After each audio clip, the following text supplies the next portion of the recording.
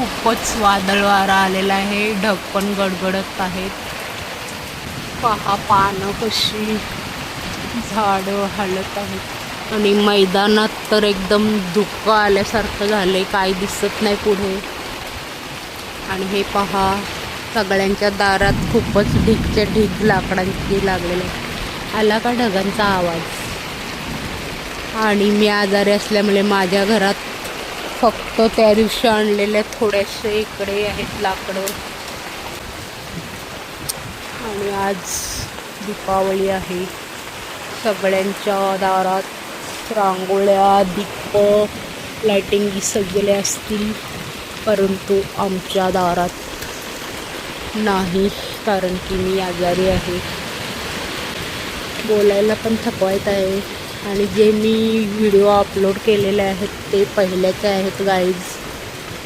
थोडे थोडे फोटो मी जमा करून ते एडिट केलेले आहेत आणि त्यावर्षी काहीच झालं नाही.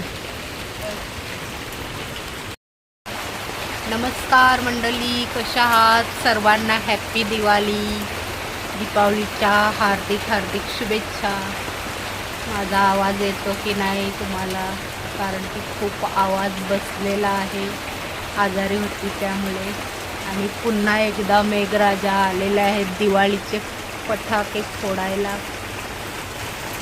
खूपच वादळ वारा आलेला आहे आमच्याकडे. तुमच्याकडे कसं आहे काय माहीत नाही.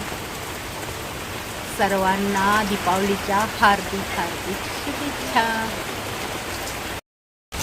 वारा गाई गाणी, धुंद फुलवेली, वारा गाई गाणी. मंडळी, प्रत्येक वर्षी आपण विचार करतो की ह्या वर्षी मी खूप सजेन, नटेन, दिवाळी म्हणेन. परंतु ते बोलतात ना, जो सोचता है होता नहीं और जो होता है उससे सोचना पड़ता है. तसंच झालं आहे माझ्या बाबतीत देखील. बोलायला पण दम लागत आहे.